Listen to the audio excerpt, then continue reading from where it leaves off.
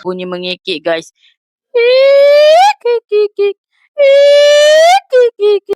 Dari bunyi burung hantu, tiba-tiba bertukar bunyi guys.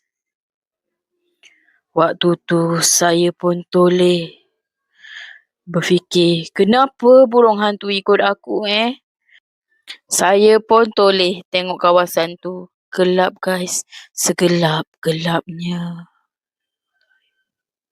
Hutan, pokok tebal.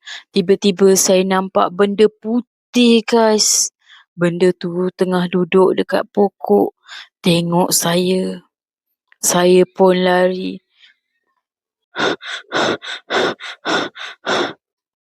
Okey guys, itu sajalah teaser saya untuk malam ni.